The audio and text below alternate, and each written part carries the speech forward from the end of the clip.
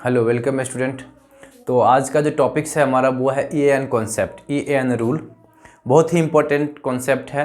यहाँ से बोर्ड में ऑब्जेक्टिव प्रश्न आता है और ये आपको थ्योरी लिखने भी बोल सकता है कि EAN रूल होता क्या है, उसके थ्योरी लिखें। तो इस चीज़ को आप समझो, ये थ्योरी आया कहाँ से, ये कॉन्सेप्ट आया कहाँ से।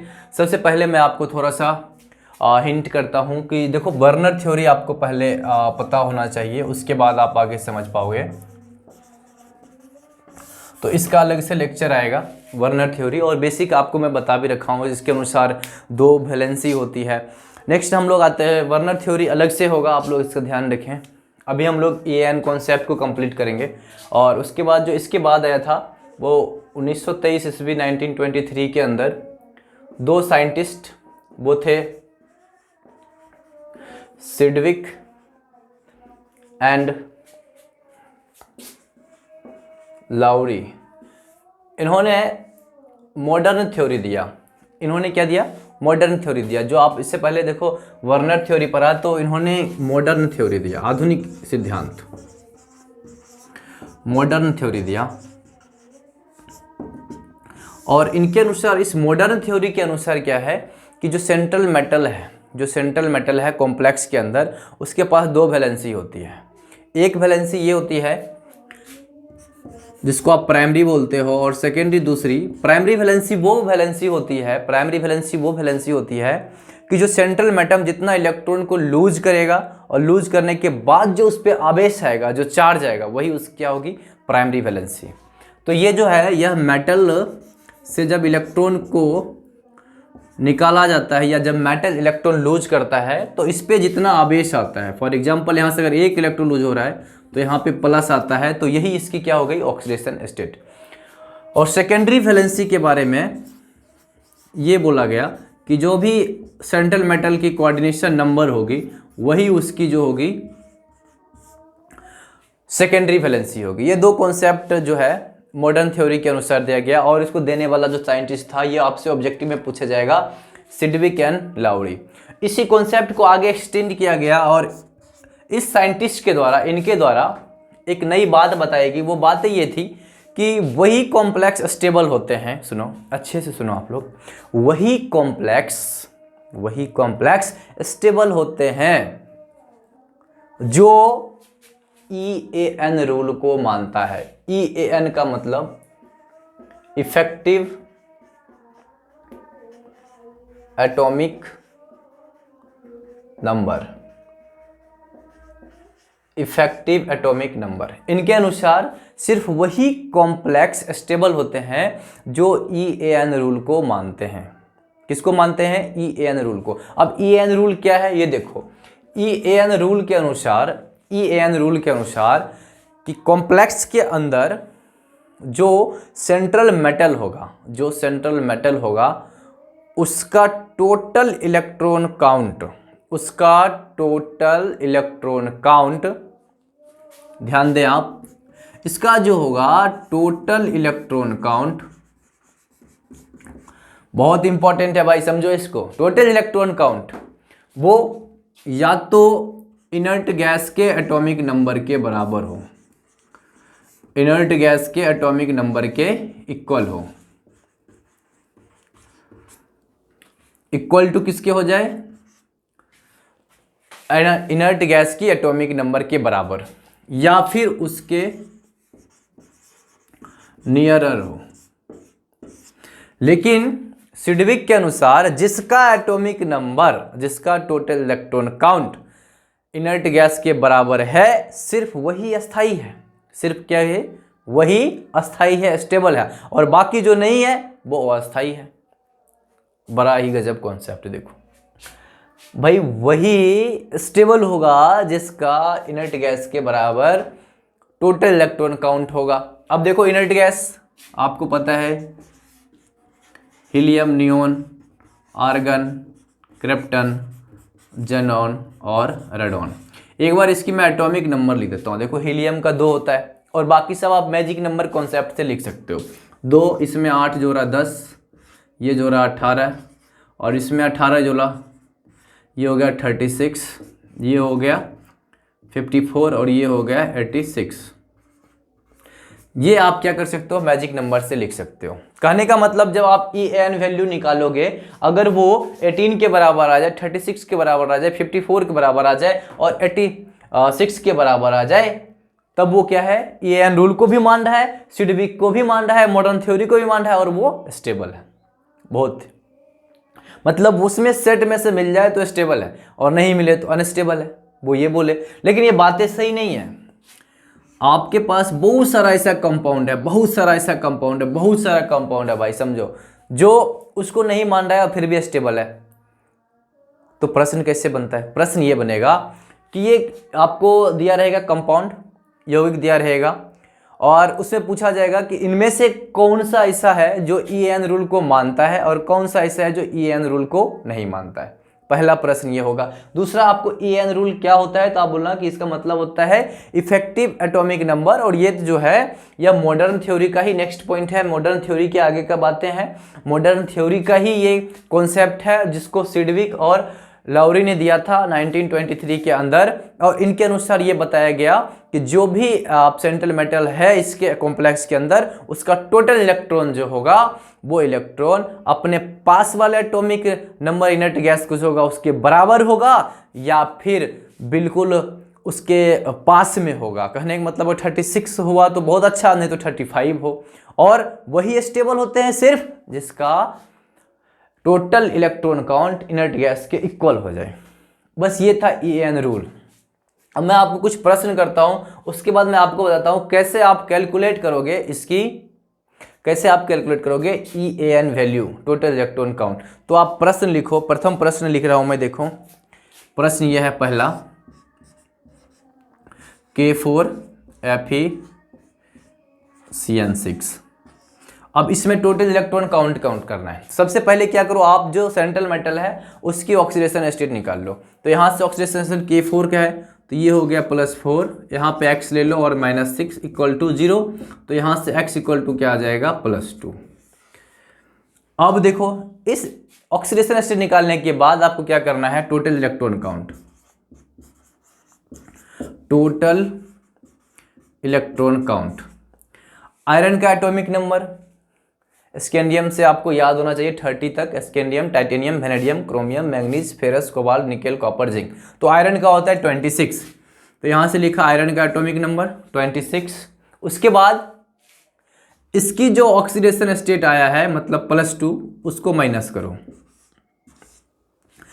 एटॉमिक नंबर लिखना है सबसे पहले, उसके बाद माइनस क्या करना है, ऑक्सीडेशन स्टेट, उसके बाद प्लस में। अब देखो एक CN है, CN है ये लिगेंड है, लिगेंड है, ये 2 इलेक्ट्रॉन को डोनेट कर रहा है। तो टोटल नंबर ऑफ CN कितना है, यहाँ पे 6 है। तो एक CN 2 इलेक्ट्रॉन को दे रहा है, तो 6 CN कितने को देगा, 12 को। तो इसको इसमें ऐड करना है 12, तो कितना हो जाएगा, ये 24 और 12 36। तो आपसे पूछेगा क्या यह कॉम्प्लेक्स EAN को मान रहा है, तो आप देखो 36 क्रिप्टन का एटॉमिक नंबर है, मतलब ये EAN कॉन्सेप्ट को मान रहा है, बिल्कुल सही है। और कई बार आपके ऑप्शन में इस प्रकार से क्रिप्टन ब्रैकेट में लिखा रहता है, तो इसको भी आपको ध्यान देना पड़ेगा। तो यह सिडविक के अनुसार स्टेबल कॉम्प्लेक्स है, यह सिडविक के अनुसार क्या है, स्टेबल कॉम्प्लेक्स है। नेक्स्ट क्वेश्चन की बात करता हूं मैं, क्वेश्चन नंबर 2 देखें। CuNH3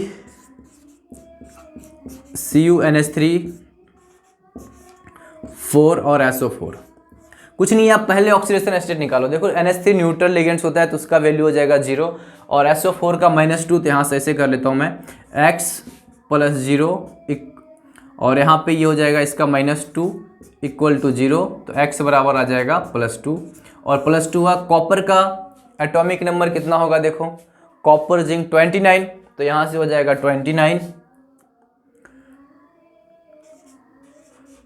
और माइनस क्या हो जाएगा, -2, प्लस में क्या होगा, देखो एक NH3 से 2 इलेक्ट्रॉन डोनर होगा, लिगेंड है 2 इलेक्ट्रॉन देगा मेटल के ऑर्बिटल में, तो यहां से क्या है 4, तो 2 चौका 8, 2 × 4, तो बराबर में क्या हो गया, ये हो गया 27 और 8 बराबर 35। अब देखो ये यहाँ से आपको पता चल जाएगा कौन सा फॉलो कर रहा है। तो ये कॉम्प्लेक्स जो है, ये जो कोऑर्डिनेशन कंपाउंड है, ये 35 आ रहा है टोटल इलेक्ट्रॉन काउंट, तो ये EN को फॉलो नहीं कर रहा है। लेकिन आप ये बिल्कुल नहीं कर सकते हो कि ये अनस्टेबल कॉम्प्लेक्स नहीं। अनस्टेबल डिफाइन करना एक अलग कॉन्सेप्ट होती है। आप सिर्फ और सिर्फ ये बोल सकते हो कि भाई ये EN को नहीं मान रहा है। अनस्टेबल स्टेबल एक डिफरेंट कॉन्सेप्ट है। देखो अनस्टेबल स्टेबल आपको बहुत ही मतलब बहुत सारा फैक्टर को देखना पड़ता है, और किस मीडियम में है, कॉम्प्लेक्स क्या है, बहुत सारे फैक्टर को देखना पड़ता है। जैसे मैं आपको थोड़ा सा अगर कुछ बोलूँ तो जैसे थर्मोडायनामिकली स्टेबिलिटी होती है, काइनेटिक स्टेबिलिटी होती है, दोनों डिफरेंट थिंग्स होते हैं। किसी का प्रोडक्ट स्टेबल ज़्यादा होता है तो उसको थर्मोडायनामिक स्टेबल बोलते हैं। फिर इसके आगे ये सब नया नया कॉन्सेप्ट आएगा। लेकिन आप जैसे हायर केमिस्ट्री पढ़ते हो, स्टेबिलिटी ऑफ कोऑर्डिनेशन कंपाउंड पढ़ते हो, तो वहाँ पे ये सब चीज़ें आप लेबालिनट नए नए कॉन्सेप्ट आता है। आपको इतना नहीं सोचना है, जेईई एडवांस तक का सिर्फ यही कॉन्सेप्ट है, कौन सा EN को फॉलो करता है, कौन सा नहीं करता है। कुछ प्रश्न मैं और आपको करा देता हूँ। प्रश्न नंबर 3 देखो, जैसे है K2PtCl6। अब आप लोग में से आधे को देखो Pt का एटॉमिक नंबर पता नहीं होगा, तो आप कैसे याद करोगे? कुछ चीज़ें आप धीरे धीरे याद करो, जैसे NiPdPt,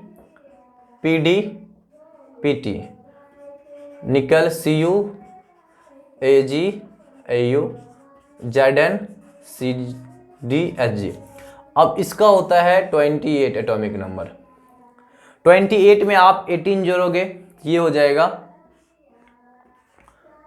46, और इसमें 32 ऐड करते हो तो ये हो जाएगा 78। तो इस प्रकार से जो होता है डी ब्लॉक के एलिमेंट का जब आप एटॉमिक नंबर निकालते हो तो उसका मैजिक नंबर होता है 18, 32, 32 करके। तो यहाँ से आप देखो उसका हो गया एटॉमिक नंबर Pt का 78। तो यहाँ से मैं सबसे पहले क्या निकालना, ऑक्सीकरण संख्या, तो ये हो गया 2 + x - 6 = 0, तो x = हो गया +4।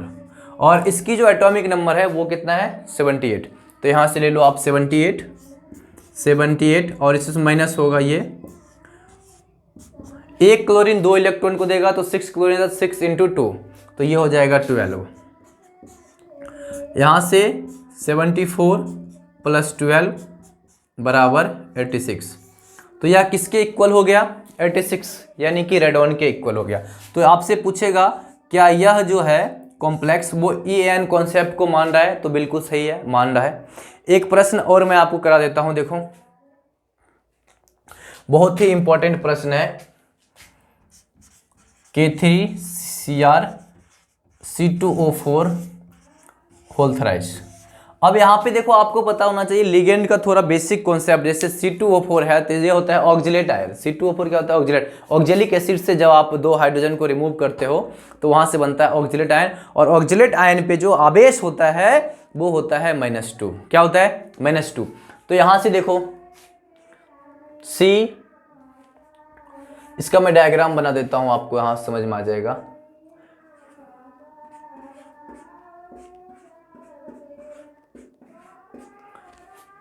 इसमें देखो इलेक्ट्रॉन काउंट करना बहुत इंपॉर्टेंट है, इसीलिए क्वेश्चन मैं करा रहा हूं। ये माइनस है, इसका मतलब इसके अंदर तो 2 इलेक्ट्रॉन है, तो कुल कितने इलेक्ट्रॉन है, 4। और आपको यही इंपॉर्टेंट है, यही चीज समझना होगा, इसमें इलेक्ट्रॉन कितना है, 4।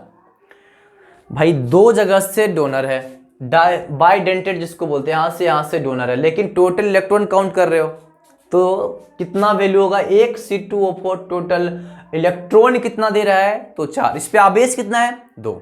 ये याद रखना होगा, टोटल इलेक्ट्रॉन कितना दे रहा है, तो यहाँ से 2 और यहाँ से 2, टोटल देने वाला जो इलेक्ट्रॉन है वो 4 है, लेकिन आवेश कितना है, टोटल 2।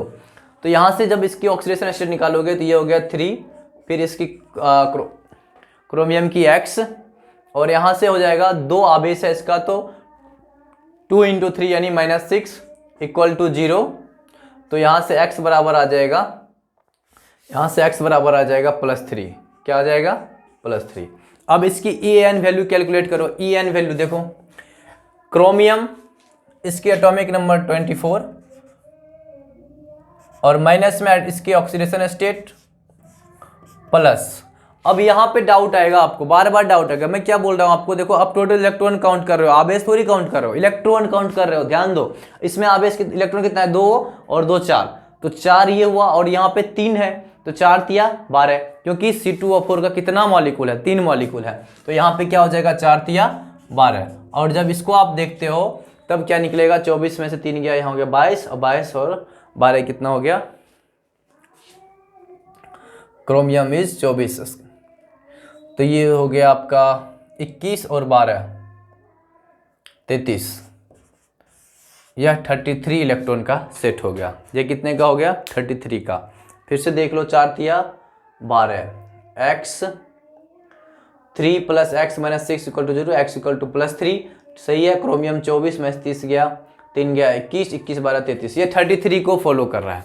तो ये आपको इस प्रकार से प्रश्न आएगा और आपको यहाँ पे जवाब देना होगा कि कौन सी यौगिक जो है EAN को फॉलो कर रहा है और कौन सी नहीं कर रहा है। इस प्रकार से ही बार बार प्रश्न आएगा। तो आप लोग होमवर्क में भी नोट कर सकते हो। जैसे मैं एक और प्रश्न बोल देता हूं आपको, K2HgI4, K2, इसका आप ऑक्सीडेशन स्टेट निकालते हो। देखो K2 का यहाँ पे हो गया 2 और यहाँ पे x -4 इक्वल टू 0, तो x इक्वल टू हो गया +2। ऑक्सीडेशन स्टेट कितना हो गया, +2। अब यहाँ से आप जैसे Hg का, तो देखो इसी प्रकार सिमिलरली मैं यहाँ पे लिखा था आपको Zn होता है 30 एटॉमिक नंबर, इसमें 18 जोड़ते हो ये हो गया 48, इसमें 32 जोड़ते हो तो ये हो जाता है 80। इसके एटॉमिक नंबर कितना हो जाएगा, 80। इस प्रकार से आपको याद करना होगा। और 80 हो गया तो यहाँ से Hg लिया, Hg क्या हो गया 80, 80 में से 2 हो गया माइनस और प्लस में हो गया 8, तो कितना होगा ये 78 और 8 86। तो यह भी EAN को फॉलो कर रहा है और इसकी जो टोटल हो गई इलेक्ट्रॉन काउंट वो हो गई रेडॉन के बराबर। तो इस प्रकार से EAN बेसिस पे ये सारे प्रश्न पॉसिबल है जो आपको बोर्ड में भी पूछ सकता है। उसके थ्योरी लिखें तो आप कुछ नहीं बता देना, जो होता है इसके अनुसार total electron count atomic numbers के बराबर होते हैं। और अगर ये कंपटीशन में पूछता है तो 4 नंबर का बन जाएगा, बहुत ही इंपॉर्टेंट। निम्नलिखित यौगिकों में से which of the following compounds are following the EAN rule. और उसके बाद यही पूछ सकता है स्टेबिलिटी। तो स्टेबिलिटी तो बहुत ही अलग कॉन्सेप्ट होती है, लेकिन उनके अनुसार बस वो था तो वो आपको ध्यान होगा। हो सकता है क्वेश्चन इस प्रकार दे दे, according to the modern theory, according to the Sidgwick theory which complex is stable not stable, तो वहाँ से ही आंसर देना पड़ेगा क्योंकि उनके अनुसार पूछ रहा है। तो हो गया, आज का यही था हम लोग का topics EAN concept. Thank you so much. Next class में मिलते हैं। और जो विद्यार्थी को समझ में आ रहा है, पढ़ने में अच्छा लग रहा है, वो सब्सक्राइब करें चैनल को, दूसरे को बताएं। और आप कमेंट कर दो फिर कोई, अगर आपको कोई टॉपिक्स पढ़ना हो ना जब तक का, तो आप नीचे लिख दिया करो ये टॉपिक्स डिस्कस किया जाए तो मैं कर दूंगा। बाकी मैं अपने तरफ से जो इंपॉर्टेंट चीज़ें हैं, बोर्ड में पूछ रहा है, CBSE में पूछ रहा है या स्टेट बोर्ड में पूछ रहा है, हिंदी इंग्लिश जो भी हो मीडियम वाले, वो देख सकते हैं और मैं करते जाऊंगा प्रत्येक दिन। Thank you so much.